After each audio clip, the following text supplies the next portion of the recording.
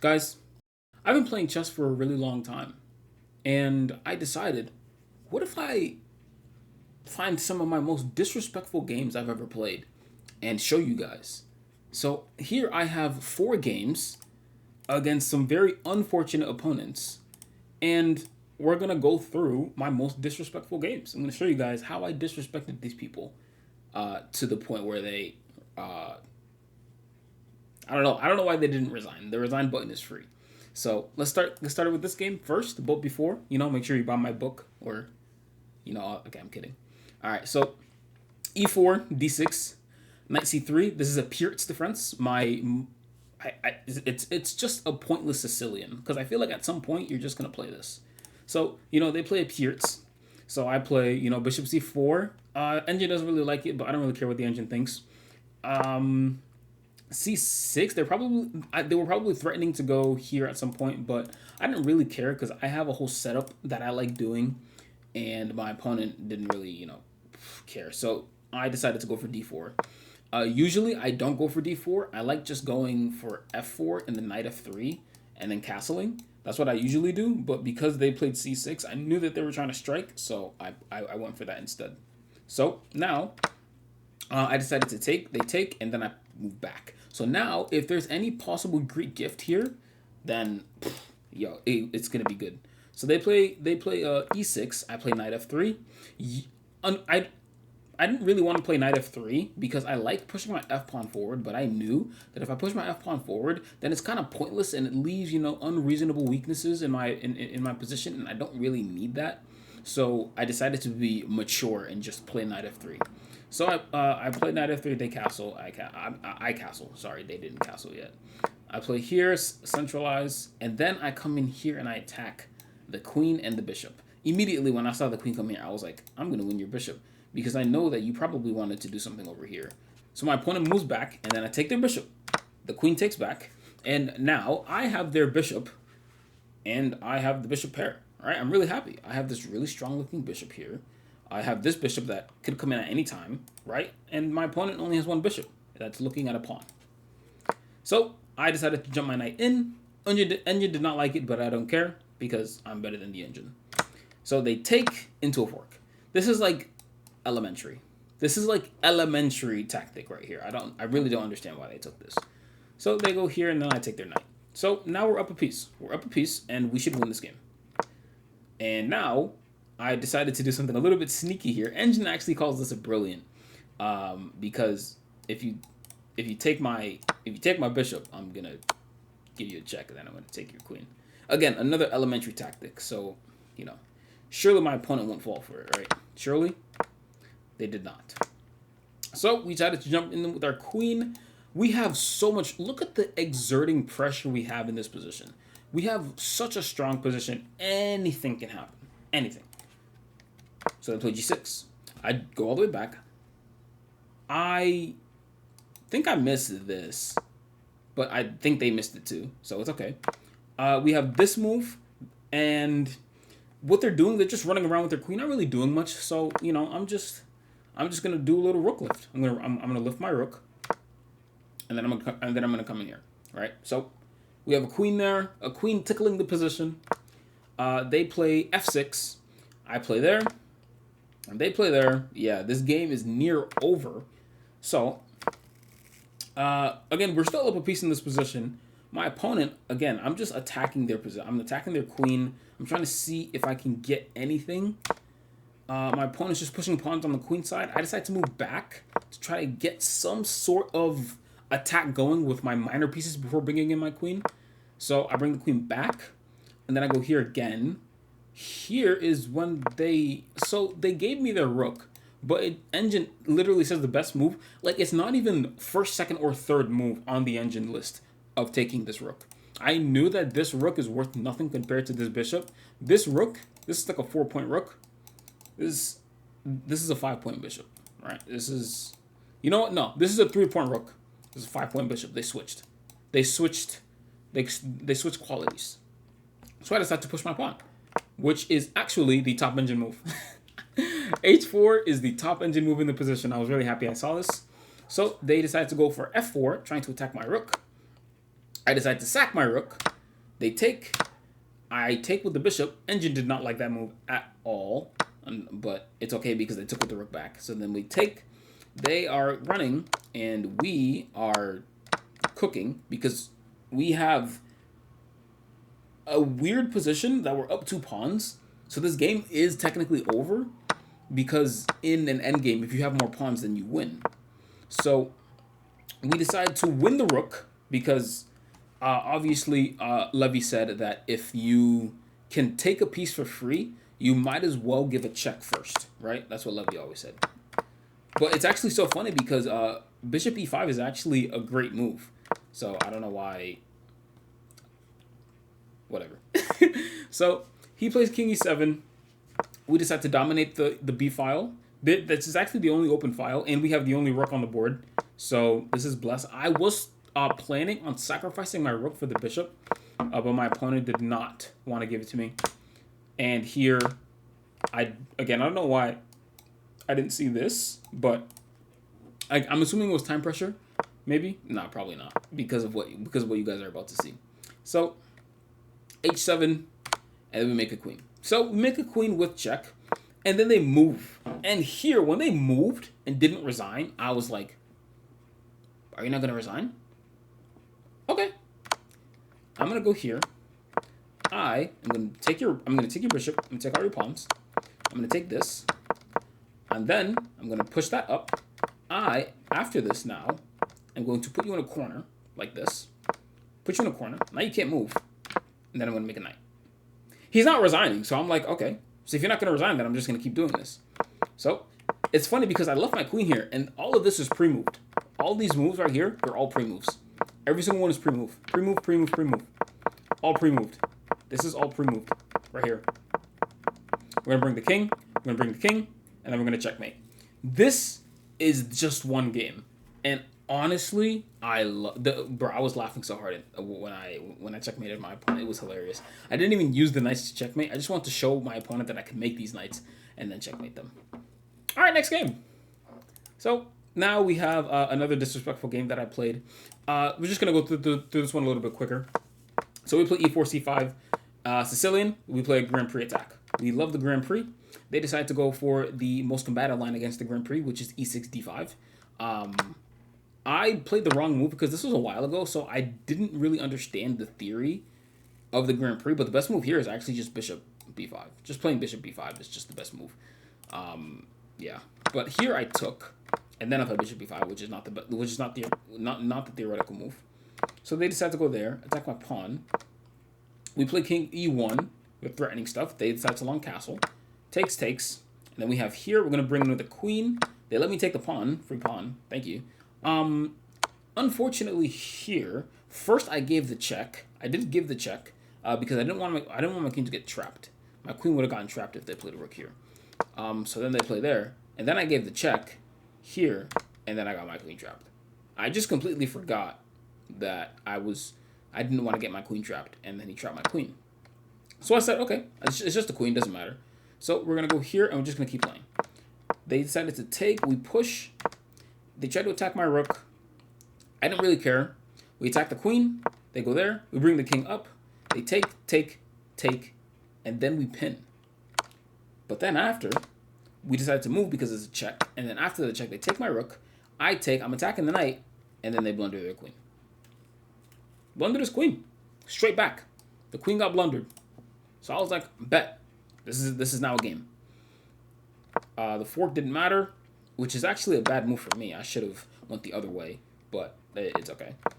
So now this is a completely drawn game. So I went from down the queen, and then he was down the queen, and now it's a drawn game. So we now decided to push, takes, check. We took a pawn, and then we push. Yep. So there, all our pieces are locked. All these pieces are locked. If you ever go here, I'm just gonna go here, and then here, and then here. So you can never go. You can never go this way. You can never go down that way. I decided to run up that way. They give me a check. I go up here. They take my pawn, unfortunately, but I'm still winning. This is still a completely winning position because I'm going to take all these pawns. All your pawns here, I'm going to eat them. I decided to protect this pawn because I knew that I needed to keep a latch on this pawn so that I could take this pawn. and then maybe come in for this pawn when the king is distracted. So they decide to go down there. I take that pawn and then that pawn. We have 2 pawns on opposite sides of the board. There's no way my opponent wins. There is no way at all my opponent can come back. So they decide to go there. I push, and then I guess you maybe could have sacrificed this, but it didn't really matter. The position was completely done. So they decide to take. We give a check, and then we take the knight, and then we're gonna push, and then obviously they're not resigning. So I decide I'm gonna make a knight. So I made a knight, moved the knight around in a very disrespectful manner, pre-moved all those moves, moved around the king, moved. Yep, all pre-moves. Everything here was pre-move. It was all a pre-move. It was hilarious. Next game. Now we have another person, another unfortunate opponent. We decided to play d4. They played d4. Ugh. They play d. Who plays d4? It's disgusting. So we play old Benoni. So usually my my instinctive idea with the Benoni is to play, you know, if they do the gambit line, you know, I love that. But when they play this, I like to play this, and then when they go back into the regulars, I go into the check Benoni. Yep, the pawn ends up on e4, the check Benoni. Yep. So they go for an idiotic London gambit or whatever of sorts. So we take, and then we play knight c6. They play bishop c4. We play e6. They play knight f3. We play queen a5. a5 check. There's nothing really here. I just wanted to get my queen out. And they play knight c6. We decided to pin. And then we take, because we knew that when we take, we're going to win a pawn. But they decided to give me a bishop. They gave me a bishop instead of just... They gave me a pawn and a bishop. So we're up, and we also won a pawn in the opening because they said they played a London gambit or something. So they take there, and we take with a queen, and everything is blessed. So now we decided to go here because I actually played a gambit here. So I knew that if I played this, they were going to see this pawn. So when they saw the pawn, I was like, okay, if you take this, I'm going to attack your bishop. And when they did that, I did, because not only is my queen looking at, my rook is looking at the square, but my queen is looking at the square too. And if you know basic puzzles, that's checkmate. So my opponent fell into my trap. So they tried to hold on to their hold on to their bishop, but very, very quick, easy move. This bishop is gone. So we won a piece in the opening, and we're going to win another piece in the middle game. So this is now an attack. And the mate is no longer there because they played f3, but it's okay because we're winning everything else. So my opponent played there. I played here because I wanted to bring my bishop either here or here. Most likely here, but again, the f3 pawn is still being really annoying. So they play there. I go here for a check because I realized that me and the queen, both queens are on the same, you know, diagonal, or not diagonal, horizontal, whatever you call it. So they go there, and then obviously, if you know basic puzzles, you also know discovered attack, check, and then we're going to pick up the queen. So take, we pick up the queen. So here, they didn't resign. They moved here in like 1.1 seconds. So I'm like, okay, I won all your pieces, and I won your queen. I'm up 13 points of material. You need to resign. They didn't resign. So I said, okay, you're not going to resign? Let's have some fun. So here, I actually love the tactics that happen in this sequence. So here is a free pawn you cannot take because you lose your king. And then here, we give a check, which you cannot take because you get checkmated. Here, we give a check, and it's a discovery attack on this rook, which we take that rook for free. And then here, we give another check. We win your rook for free, and your only legal move is this. And my opponent is not resigning. So I said, you're not going to resign. Look at all these pawns. You're about to see 6 knights on this board, and I'm not joking. So first, what we decided to do is I get rid of all my opponent's pawns. All my opponent's pawns are bound. So now, I hide my pieces because I do not want to stalemate. So I had my rook in the corner, I had my other rook in the corner, and I make sure that no rooks can get me in trouble with stalemate. So I corner the king here. My queen stays there. And now I push this pawn and I make a knight. That's the first knight. Guess what? Another knight. Another knight. Boom. We're going to bring the knights back home. And then we're going to go here. I put the rook here because I knew that I didn't want any problems happening with any stalemates, because I'm going to bring the king over this way now. I'm going to put the king over here, and I'm going to promote all these pawns. That's how I'm going to do it. So they run. The engine is saying, like, you have like 60 misses, and it's hilarious.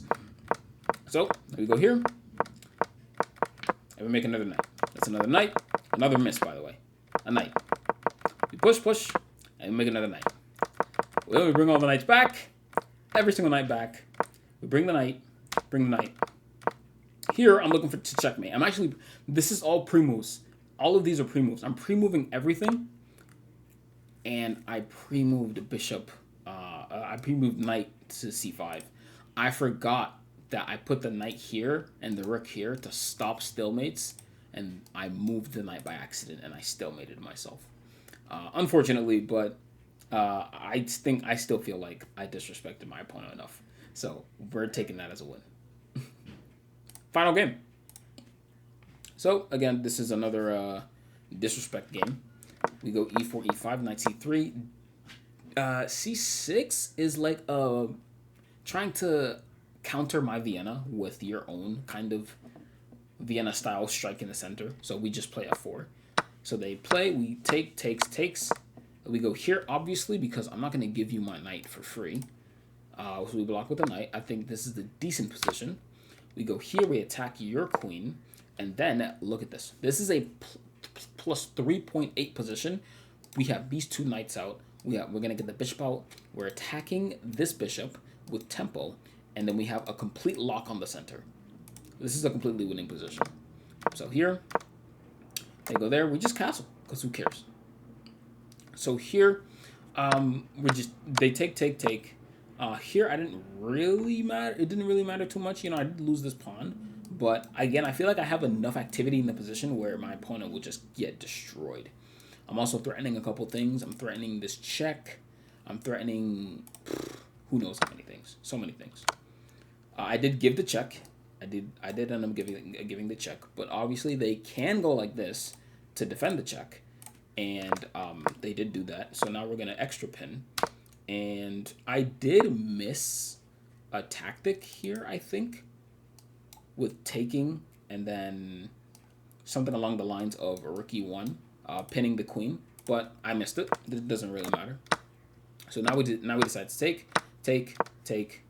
And this is a plus 2.3 position. We already won a piece, but we lost our piece back. And then when they decided to take, this is actually a mistake. I should have taken, or not even taken, I should have just played 94. But again, this is an engine move. I'm not an engine. You know, when I play chess, I don't use engines. So, you know, I can't play the best move every time.